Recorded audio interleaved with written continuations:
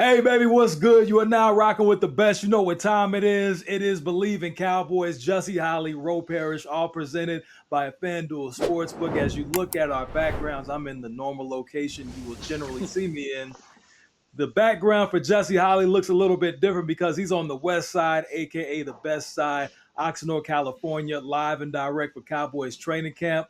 Jay Holly, man, what's it looking like? Number one, before what's it looking like? What's it feeling like? What's the weather? What's the temperature? Go ahead and describe it for me so I can be jealous.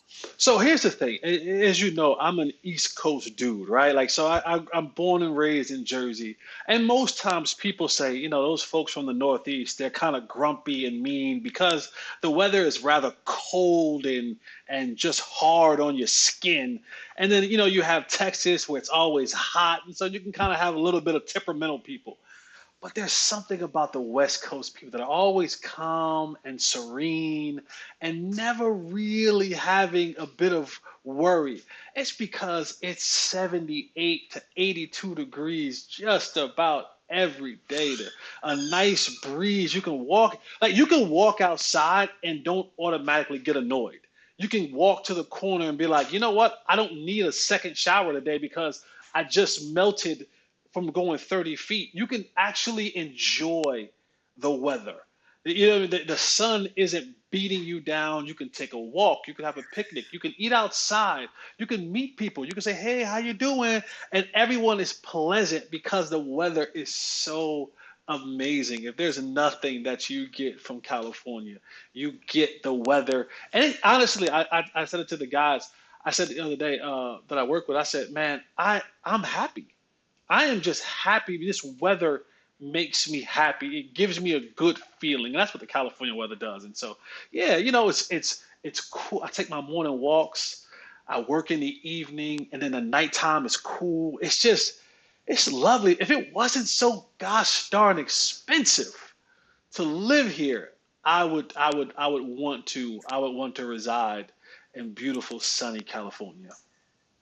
All right, yeah, I officially hate you now. So Yeah. let me just get that out. But no, in all serious, California is a beautiful place to lay your head. I lived there for a short amount of time, and whenever I go out there, it does have all those vibes and feels and everything that you just described when you are in California. The air, it breathes different.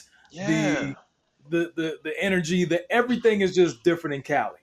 Yeah, no, absolutely. For sure it is. Yeah, man. All right, so let's get down to business. We know training camp is officially underway. We heard the state of the Cowboys address yesterday by the one and only Jerry Jones, where he talked about bringing the wagon out west, and we might have to leave some people and burn some wagons for firewood and a whole bunch of stuff. I had no clue what he was saying. Maybe you could make a little bit of sense of some of the things he was saying in the Cowboys intro press conference. Yeah, one of the things that stuck out from Jerry Jones was he talked about I was talking to an owner the other day, and then about making substantiating or substantial, whatever the word that he used, a trade, and not he's not unwilling to use future assets for right now, and that kind of got everybody stirred up. Now, Jerry Jones has been quite quiet, silent, mum hushed over this offseason, which is very odd and unusual for him. And it almost felt like a little bit like, now that I'm back, I got to stir the pot up just a little bit. And it had the internet going crazy yesterday. And of course, the first name that people looked at and thought about was one Max Max Crosby. Crosby.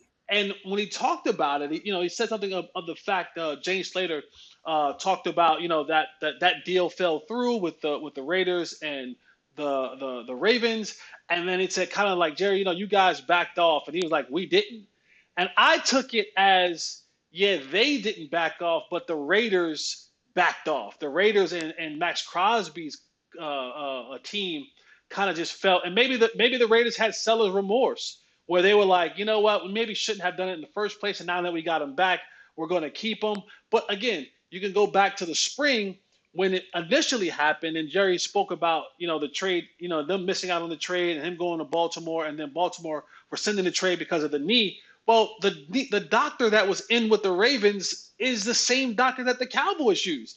So even back then, it was like, yeah, we wouldn't have done it either because the doctor that they use is the doctor that we use, and he said the knee wasn't what it was supposed to be. So it was Jerry being Jerry in the sense of just being back in the public eye, and kind of he's like, I usually stir stuff up, and I haven't done that. And it's kind of like his thing of like, let me put a little stir on this pot as we start training camp. Hey, the irony of him saying, I usually stir up the pot and I haven't done it, but then goes out and then stirs the pot. The irony of that whole Yes, moment. Gotta yes. love one Jerry Jones.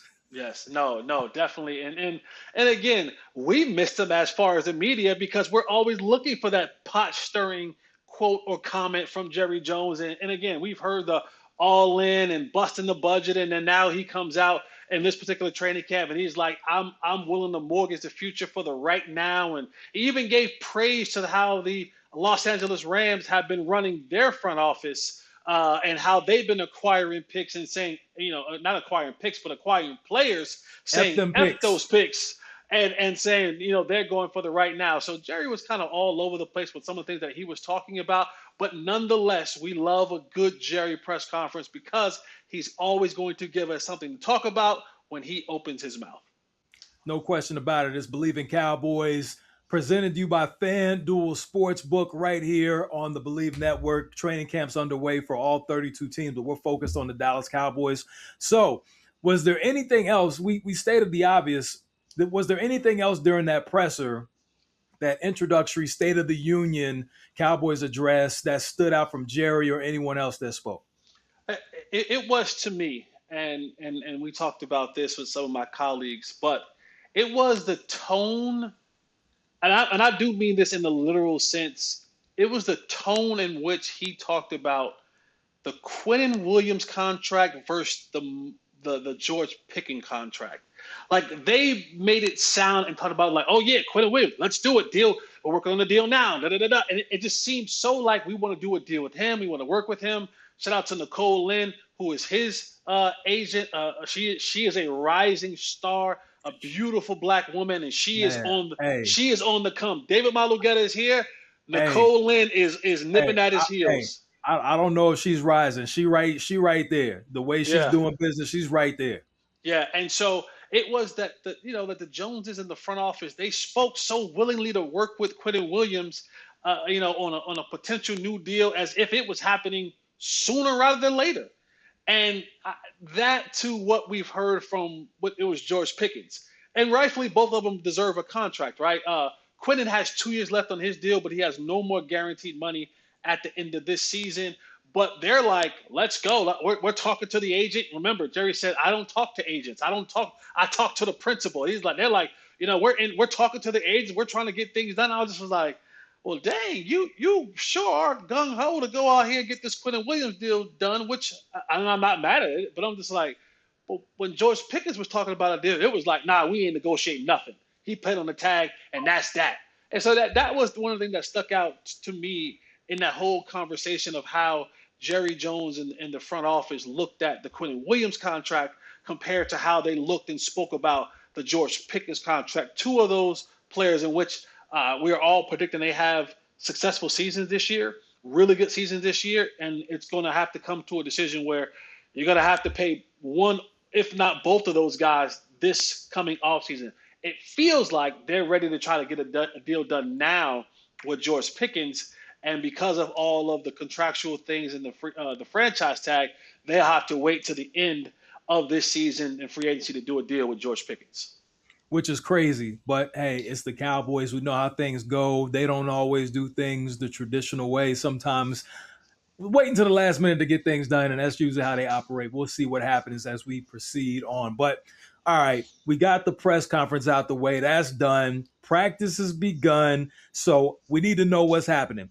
Appreciate you for sending me the text. I know that you're right there on the field, witnessing Yeah. everything. You're right there with the coaches. So day one, I mean, I'm talking about from the stretching, from the top, from players running out. What stood out to you that you saw off the top before practice began?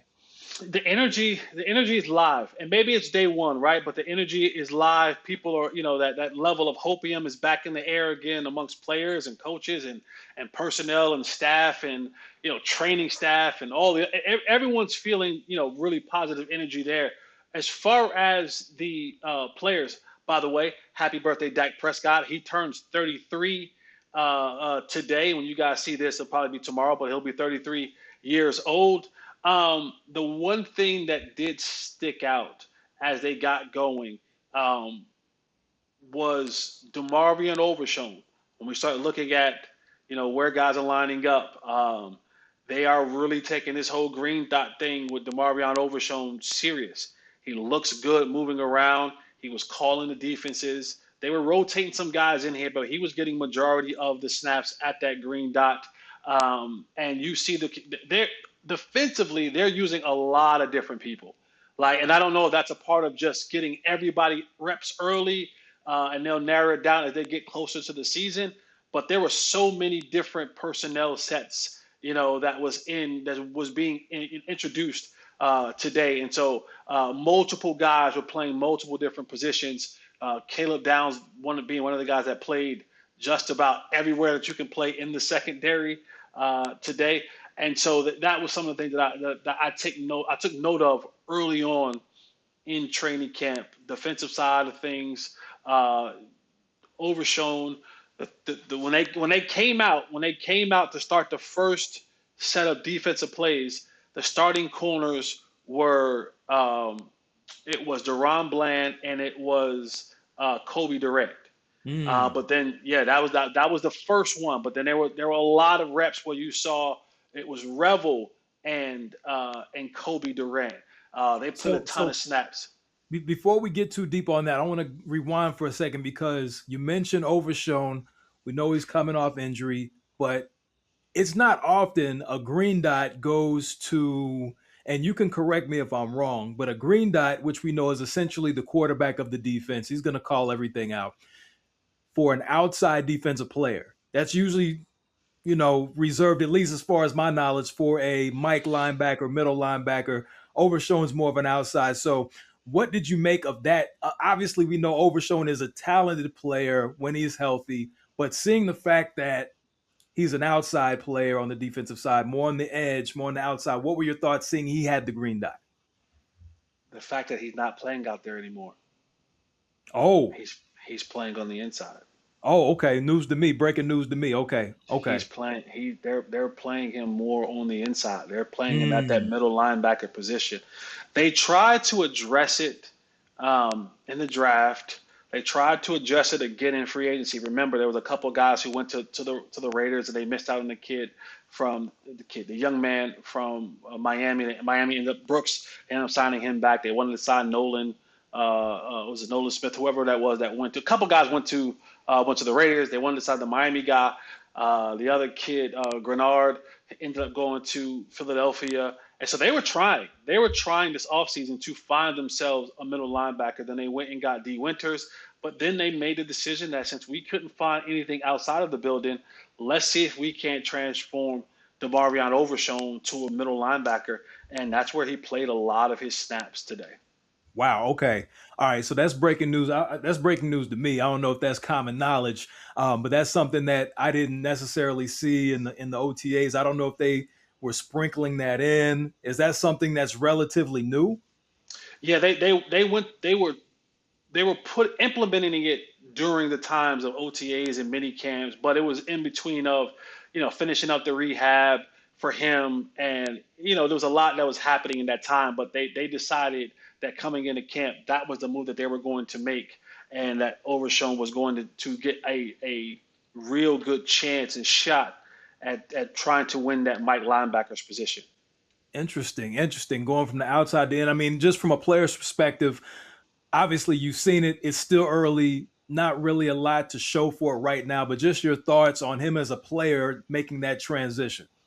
Yeah, I'm interested. I'm interested to see it. I think mentally, I don't think it's going to be a problem when I say that him picking it up. Now, the part that can kind of fumble him up a little bit is when the game starts and the pads are on. being able to diagnose and then read and react. While Overshown is the taller type of linebacker, he's not the most stockiest and biggest linebacker. Very fluid, very linear, very fast. Not the kind of linebacker that you're normally used to seeing in that middle position. So that's going to be, they'll be in pads in a couple days. So seeing how he takes on those blockers, sheds blocks, and then being able to get to see, even today, like watching those guys run around, it's difficult to truly judge interior, offensive, defensive linemen, and linebackers because there aren't any pads on. So Underwear nobody can't, Olympics. right? Nobody can't really, thump you and hit you and grab you and all that kind of stuff because there's no pads and really truly block you.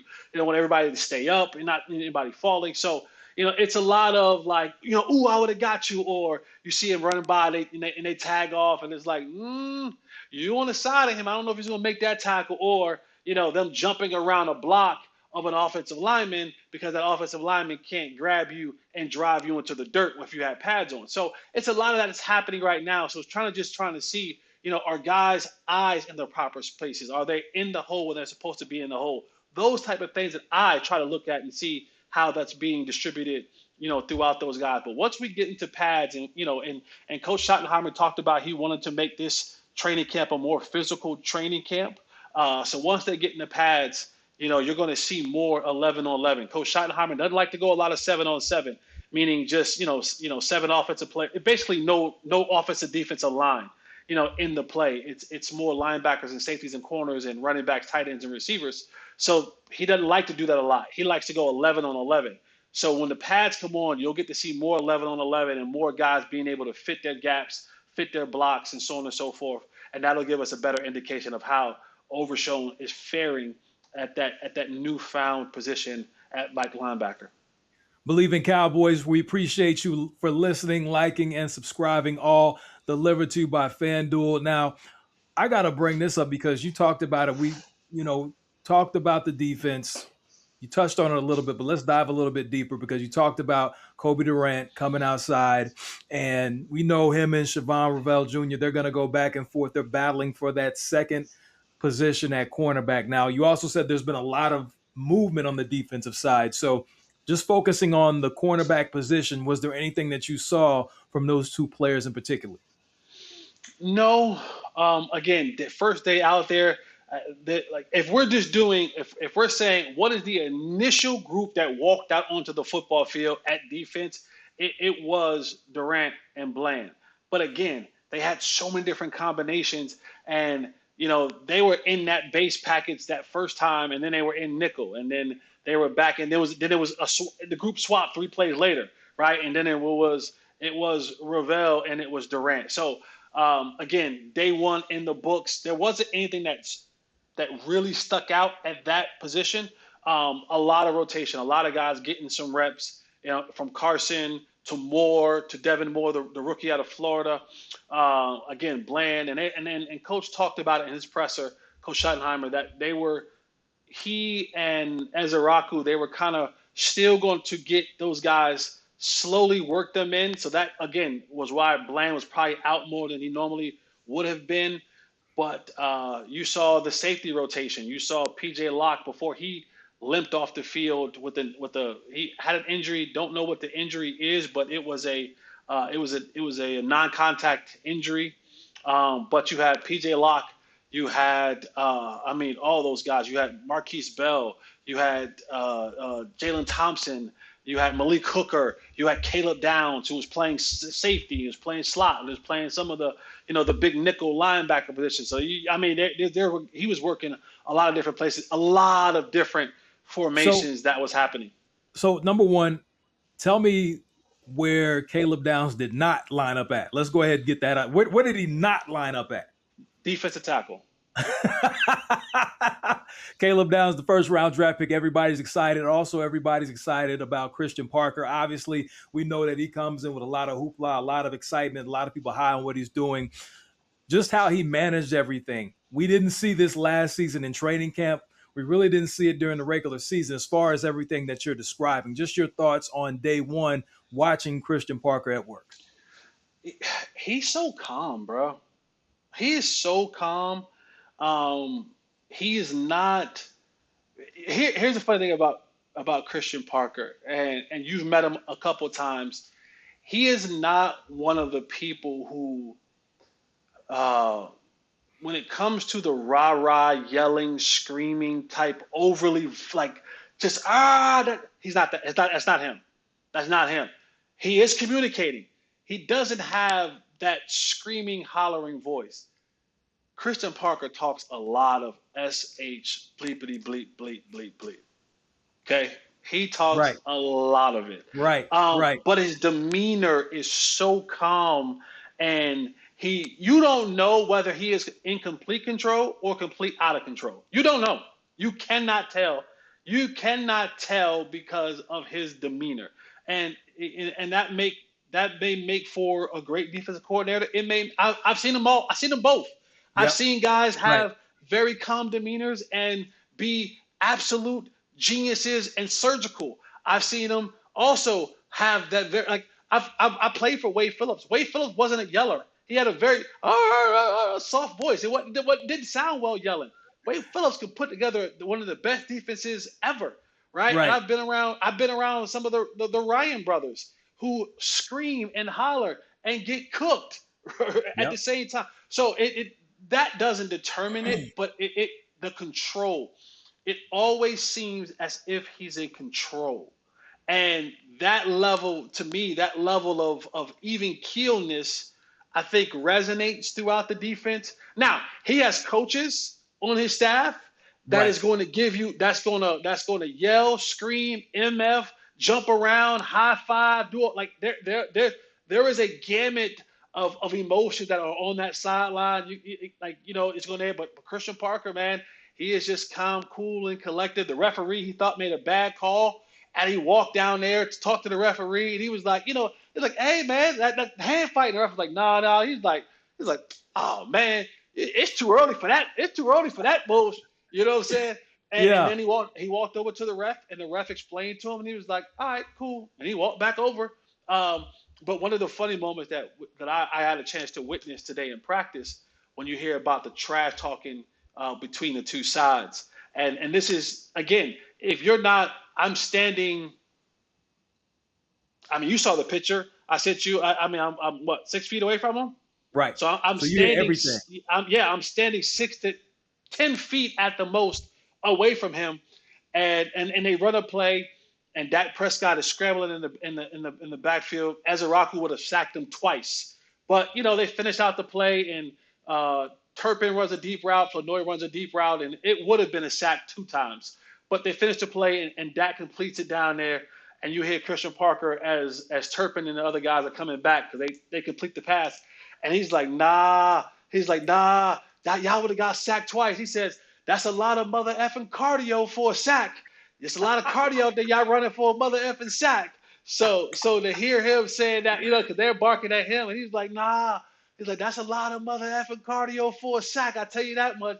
Y'all out here doing a lot of cardio for what would have been a sack. So Yeah. it's that interaction and banter that you get from Christian Parker, on the sideline. But when you watch when guys come off, Jalen Thompson comes off. I see him talking to Marquise Bell and encouraging and coaching, and that's the one thing that you see. I got to see a lot of the defense today. I'll work some more of the offense tomorrow. But you saw that communication thing. Christian Parker and all of his coaches. That's their line one of how we're going to make this defense better. Is that everybody's going to communicate. The calls are going to be correct. People are going to be where they're supposed to be. And it's day one. There's a lot of Yeah. excitement day one. Everybody's fresh day one. Yep. Nobody's really pulling out all the stops in day one. But it was fun to be back on the grass again today, smelling the grass, getting the grass stains, and just being around football again. No question. It's Bleavin Cowboys, Jesse Holly, Roe Parrish, presented by FanDuel. Yeah, you mentioned something talking about Christian Parker, and obviously I've been able to be in contact with him a number of times. You talk about him being, even keel, always calm, but always in control. It made me think of something similar, but obviously different. Emmett Smith always talked about no matter what happened after he got up, after a play, he always got up slow. Whether he got his bell rung or he ran for 50 yards, he always got up slow consistently because he did not want the defense to get a sign that he was rattled or shook. So he always got up slow every time. So that consistency, obviously, two totally different things, but I find some synergy between the fact that he's consistently calm in how he operates and still seems to be under control. And we know Emmitt Smith was calm and always under control, toting that rock for the Cowboys. Yeah, and that is Christian Parker. He's definitely even keel, calm, and so we'll continue to watch that throughout training camp. But the subtle trash talking from Christian Parker is definitely something that it's funny. It's fun. Like we're out here competing, like, and it's just day one. When it gets to be day 15 and 16 and day Yeah. 20, those dog days of training camp, you're gonna need that pick me up, or you're gonna need that guy barking something out there at you or saying something at you to kind of get you going again because you just you got the camp eyes, your legs and got heavy, you ain't seen your old lady in a while, and like I said, and camp is just kind of just dragging out a little bit, so it'll be interesting to continue to watch that. But so far so good for Coach Christian Parker. So far, so good. Bleavin Cowboys. Now, I heard you mention that PJ Locke went down with a non-contact injury. I'm assuming you don't have an update yet, but and I know you're not a doctor, but just looking at it, do you have a sense of what it could be or might be? It could be a strain. He again, at at first you look at it and you go, "Oh, that's not an Achilles, is it?" Then the way that he walked off and walked to the trainers, it looks like to be some sort of strain. Again, I'm no doctor, but it didn't look as serious as an Achilles, right? Like that would have Right, put him out right. for the season. It looked like maybe it was some because again he was backpedaling and then kind of went to do his to get his feet together to go break on the ball and then he fell. Right, and so Mm. it seemed as if it might have been a strain. I'll have more for you within the next day or so. But he did walk off the field gingerly, but he did walk off the field and walk to the tent. Did not return to practice. Revel also banged knees. He came running off the field. The knees that he banged was his his I guess surgically repaired knee. But he ended up finishing practice and did the conditioning at the practice, so that looked like he's probably be fine, kind of just banged up with that. But as far as PJ, yeah, still yet to be determined. But again, he walked off under his own power. If I had to put a name on it, it looked to maybe be a strain that may keep him out for a couple of days, maybe for a couple of weeks. We'll see how that goes when the report comes out, probably sometime tomorrow. Indeed, indeed. As we move forward, about to wrap things up, when do the pads officially go on? When do the pads go on?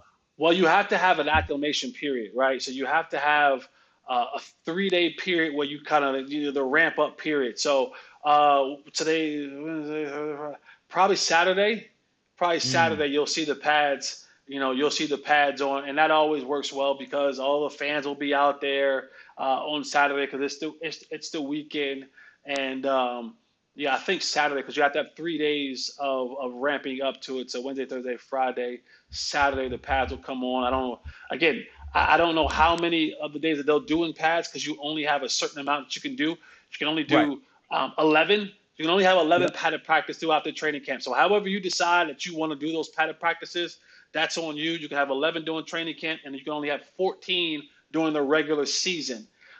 So, however, that is instituted by Coach Schottenheimer. If he goes heavy with the pads at the beginning of practice while everybody's kind of still semi-fresh, opposed to later in training camp, that may work as well. But we will see pads within the next, probably Saturday, the next 3 4 days. Well, we're going to be on top of it as training camp has arrived in Oxnard, California. Jesse Holly is there on the scene. I might be out there. I might not. We're going to see what these funds looking like, and we might get out to the west side where he's already making me upset and making me hate him because he's out there in the beautiful weather of the SoCal sun. So time to get up out of here, Jesse. Lead the people with some good words before we biz out. Man, as we are in the throes of training camp, this quote comes from the great Nelson Mandela, and it can kind of also go for the season for the Dallas Cowboys. It is always impossible until it's done. Eliminate the contingencies, baby. Hey, you already said love, respect, and salute.